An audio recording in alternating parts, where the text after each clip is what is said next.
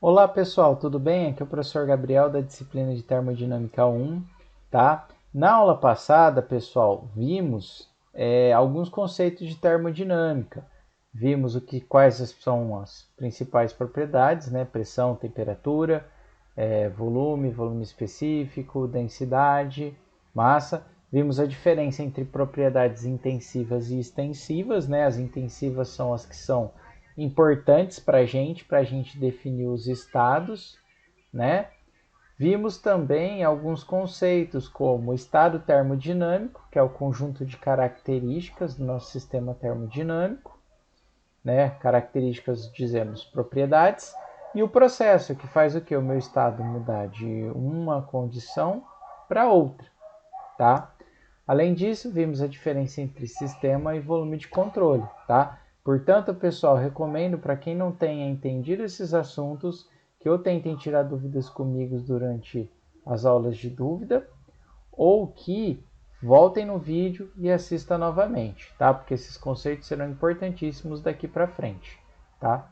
Na aula de hoje, pessoal, a gente vai começar a se aprofundar na termodinâmica, tá? A gente vai começar a entender o comportamento de substâncias, né? No caso da termodinâmica 1, estaremos analisando substâncias puras, né? Então vamos defini-la, vamos verificar os tipos de comportamento que ela tem e como aquelas propriedades que a gente viu, pressão, volume, temperatura, elas se comportam nas diferentes fases dessa substância. Então, bora lá, pessoal. Então, pessoal, vamos começar pelo conceito de substância pura, tá? Uma substância pura, pessoal, é uma substância que não varia a composição dela, tá? O que é interessante disso é que se a gente misturar uma substância pura com diferentes fases dela, como por exemplo aqui no exemplo abaixo, por exemplo, se eu misturar gelo e água líquida, a composição vai variar? Não vai, né, pessoal? Continua só tendo água, né? Ah, vou colocar água líquida, gelo e vapor. Vou mudar a composição dela, química? Não, continua só tendo água.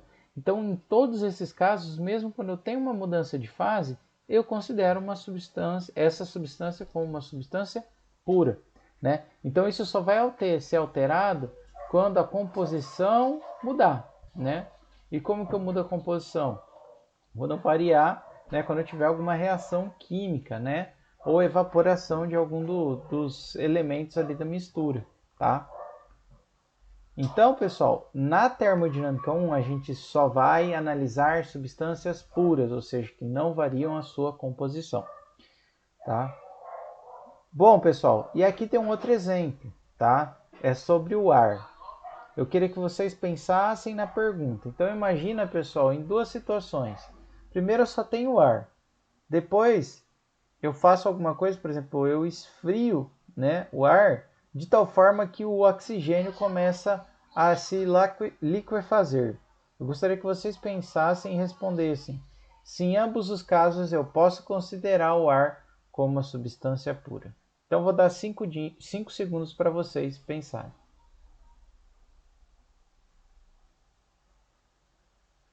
Pessoal, quem respondeu não, acertou, tá? Então, nesse caso, a gente não pode considerar o ar como uma substância pura. Por quê? Porque, pessoal, o ar aqui da direita, ele vai ter muito menos oxigênio do que o ar da esquerda. Então, eu estou variando a composição química do ar. Então, eu não posso considerá-lo como uma substância pura, tá? Bom, pessoal, e aí o conceito de fase, né? Mas eu acho que vocês já estão acostumados, né, com a parte de química aí que vocês viram, né?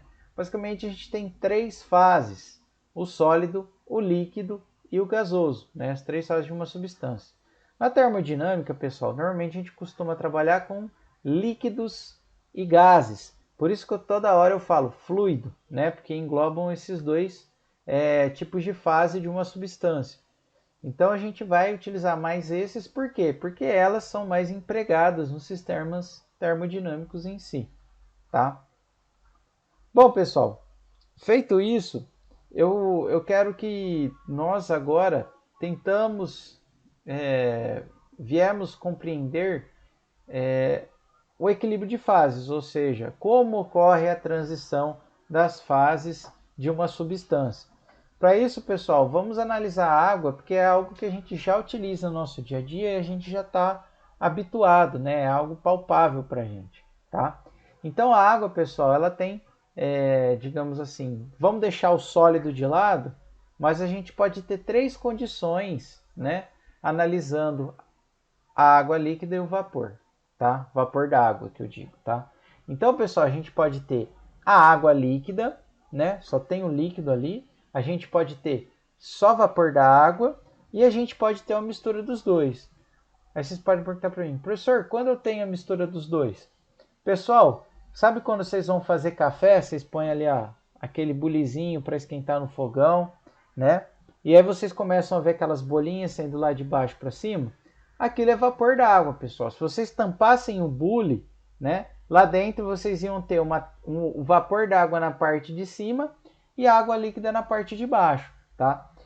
Então, nessa situação específica, pessoal, guardem muito bem essa palavra, né? A gente fala que nessa situação a água está na saturação, tá? Isso é importantíssimo, tá? Saturação, tá? E outra coisa importantíssima na saturação, que eu quero que vocês me falam. A que temperatura a água começa a evaporar, tá? Quero que vocês pensem nisso. Garanto que muitos de vocês vão pensar, vão procurar na internet e vão achar 100 graus Celsius. Isso está correto? Não, pessoal, na verdade isso não está correto, tá? O que acontece, né? Acontece que a temperatura de saturação da água, ou seja, a temperatura no qual a água ela vai evaporar, né? Temperatura de evaporação é a mesma coisa que temperatura de saturação, tá? Varia com a pressão que a água se encontra. Então, se a gente esquentar a água na pressão ambiente, ela vai sim entrar em evaporação a 100 graus Celsius, tá? Mas se a gente alterar a pressão do nosso ambiente, isso pode variar. E como isso varia, professor? Basicamente, pessoal, seguindo tanto esse gráfico como essa tabela, tá? Então, podem notar, pessoal, vocês vão ver aí na disciplina de Fundamentos de Mecânica dos Fluidos, eu comentei numa aula passada, a pressão ambiente, pessoal, é próximo de 100 kPa. Então, vocês podem notar ó, que para próximo de 100 kPa, a temperatura de evaporação é realmente 100. Mas e, pessoal, se por algum motivo eu pego a água e coloco ela, eu pressurizo ela, eu coloco ela num sistema com uma pressão maior. O que vai acontecer com a temperatura de evaporação? Ela aumenta, tá? A mesma coisa acontece se eu diminuo. Se eu diminuir a pressão do meu ambiente, ou seja, digamos assim, tender a ir para o vácuo, né, diminuir a pressão, a temperatura de evaporação também cai, tá? Então isso é algo importantíssimo para vocês entenderem, tá? Aqui, pessoal, eu separei alguns vídeos para comprovarem o que eu estou falando, para comprovar o que eu estou falando para vocês, tá? Todos esses vídeos, pessoal, eu vou deixar na descrição do nossa videoaula, tá? Esse primeiro vídeo, pessoal, é um experimento que mostra o que acontece, né? Eu vou até aumentar aqui a resolução, pessoal, que a resolução tá uma bomba, né? Eu vou aumentar a resolução aqui, né? O que acontece se eu variar a pressão, né, da água, né? E aqui, pessoal, ele tem uma câmara de vácuo. Como que funciona essa câmara de vácuo? É uma câmara, né, um reservatório, no qual ele vai retirando a pressão, ou seja, diminuindo. A gente viu lá na tabelinha e no slide que eu mostrei para vocês, que conforme eu diminuo a pressão da água, o que vai acontecer com a temperatura de evaporação dela, ou seja, a temperatura de saturação? Ela vai cair, tá? Então, pessoal, ele vai fazer isso até um ponto em que a água vai começar a evaporar, tá? Então eu quero que vocês vejam para provar que eu não estou mentindo para vocês, tá? Então esse equipamento aí da esquerda é o gerador de vácuo, tá? Então ó, ele vai colocar a água aí no recipiente, tá? Se vocês quiserem até acelerar o vídeo aí para dar um gás, ele vai ligar e vai começar a retirar pressão, ó. Vocês estão vendo? Isso aqui é um medidor, um medidor de vácuo, né? Um vacuômetro. Na verdade é um medidor de pressão, né? Você vê que a pressão ali está diminuindo, ó. O que está acontecendo? Já está começando a aparecer as primeiras bolhas de água, tá? E ó, a temperatura vai caindo, né? Outra coisa que eu esqueci de comentar com vocês. Mas a pressão é proporcional à temperatura. Então, se eu diminuo a pressão, a temperatura cai. Se eu aumento a temperatura, a pressão cai, né? Não sei se vocês já repararam, mas é muito mais fácil, por exemplo, do refrigerante espirrar quando você abre quando ele está quente do que quando ele está frio. Por quê? Porque a pressão ali dele vai ser maior, a pressão interna dele, porque ele está a uma temperatura maior. Então, ó, pessoal, quando eu atingo uma pressão ali de zero, o que vai estar acontecendo com a minha água? Vai começar a evaporar, tá? Então, se perguntarem para vocês a partir de hoje, a que temperatura que a água evapora, vocês vão responder: depende da pressão, tá? Se falarem 100 graus Celsius, vocês corrigem, tá? Beleza, pessoal. Então, esse é o primeiro conceito que eu quero que vocês entendam, tá? Então, nessa condição específica, tanto a temperatura como a pressão, né? Quando eu estou mudando de fase, eu falo que tem os dois, a gente fala que a temperatura de saturação e pressão de saturação. Quando eu tenho só líquido, pessoal, só água líquida, eu chamo ela de líquido subresfriado ou líquido comprimido, tá? Como está aqui embaixo. E quando eu só tenho vapor, eu chamo, né, a água no estado de vapor superaquecido. Então, pessoal, o fluido somente líquido, ele é um líquido subresfriado. O fluido somente vapor, ele é vapor superaquecido. Ah, tá mudando de fase? Ele tá na saturação, tá? Essa perguntinha aqui eu já respondi para vocês. A pressão é proporcional à temperatura, tá? Bom, pessoal, outras coisas importantíssimas quando vamos analisar as propriedades das substâncias, tá?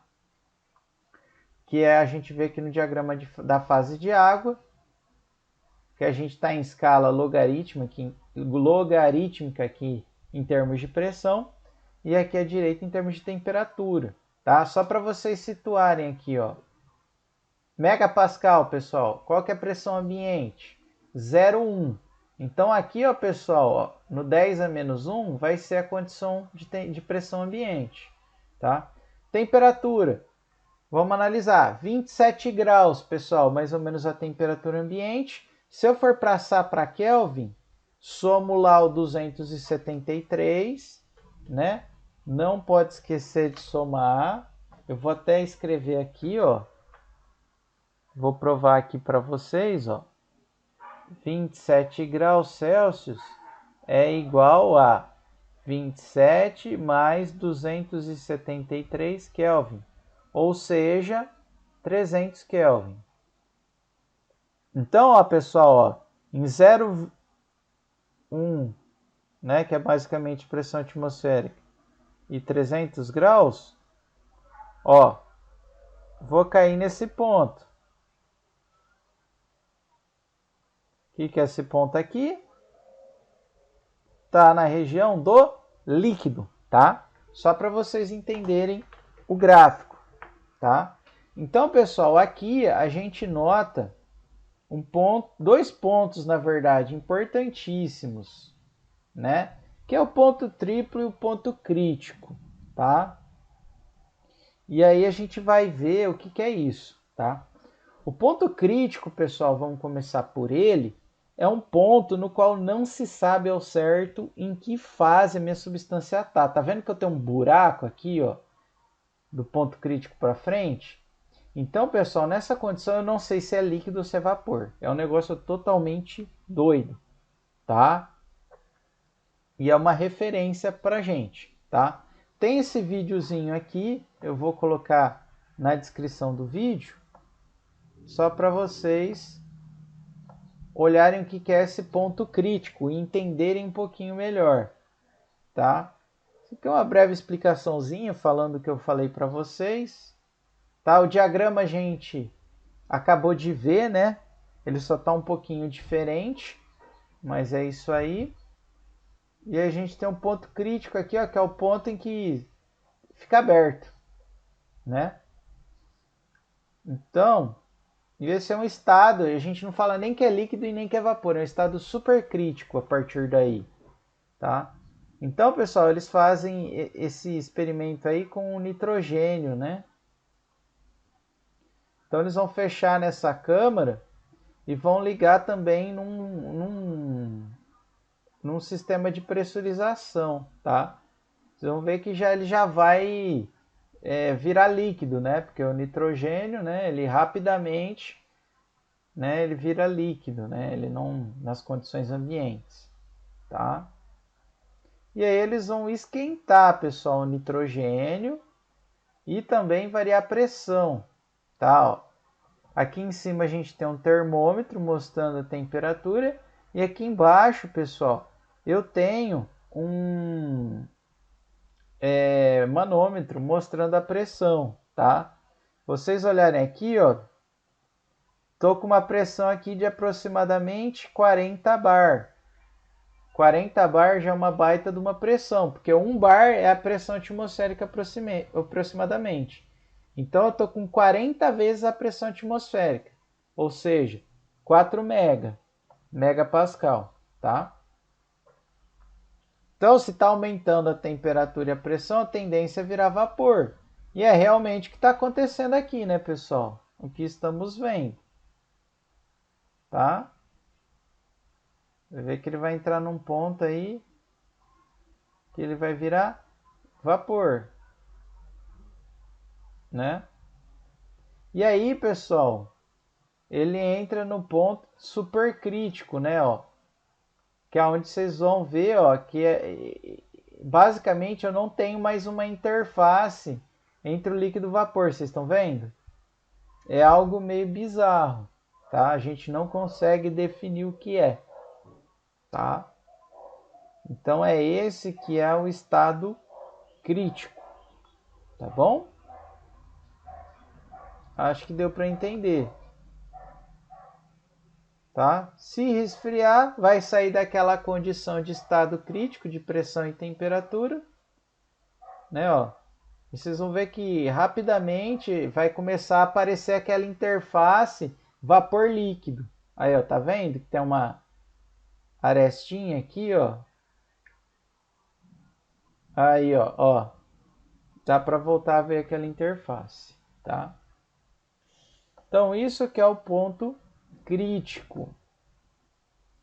O outro ponto que a gente viu é o ponto triplo, tá? Por que é ponto triplo? Porque é uma fronteira ali entre três pontos. O que seriam esses três pontos? As três fases: gelo, líquido e vapor. Então, nesse ponto aqui, coexistem o gelo, o líquido e o vapor, tá? Para uma determinada pressão e temperatura, isso também é possível, tá? Eu esqueci de comentar, pessoal, mas cada substância possui o seu ponto triplo e o seu ponto crítico, tá? Nesse caso aqui, a gente tem o gráfico, né, da água, tá? Mas para cada fluido eu tenho um gráfico diferente, tá? Então, só para vocês visualizarem isso, aqui é um outro experimento, tá? São em condições extremamente precisas, tá? E aqui ele está comentando que a água alcança o ponto triplo logo antes de congelar. A 0,1 graus Celsius é uma pressão de 0,006 atm. Então você vê que é algo bem preciso, tá? Então, o que ele faz? Ele coloca um pouco de gelo e água numa câmara a vácuo, onde ele consegue manter uma pressão baixa. Vocês vão falar, por que câmara a vácuo, professor? Porque a pressãozinha, pessoal. 1 atm é a pressão atmosférica. 0,006 atm é uma pressão muito baixa, tá? Por isso que é uma câmara a vácuo. E aí ele vai começar, acredito eu, não sei o que ele está fazendo, mas ele está fazendo modificações para que atinja aquele 0,1 graus e aquela pressão de 0,006 atm, tá? E aí, pessoal, vocês vão ver que vai começar a coexistir, ó. Eu tenho gelo, eu tenho líquido e, tô começando a ter o vapor da água, tá? É algo meio bizarro, tá? Então veja que é um estado completamente diferente, tá? Aqui, pessoal, a gente tem alguns pontos triplos e críticos de algumas substâncias, né? Por exemplo, aqui da água, a temperatura crítica é 374 graus e a pressão é 22 mega, tá? Já o ponto triplo é igual vocês tinham visto, 0,01 graus Celsius e 0,006 atm, que é aproximadamente 0,6 kPa, tá? Então, pessoal, nas próximas aulas eu gravarei para vocês como a gente interpreta os diagramas termodinâmicos, principalmente os diagramas T por V e os diagramas, deixa eu ver aqui, P por V, tá? Falando disso, a gente vai falar um pouco mais sobre a região de saturação e vamos falar sobre as tabelas termodinâmicas, tá bom, pessoal? Então, muito obrigado pela atenção de vocês e até a próxima.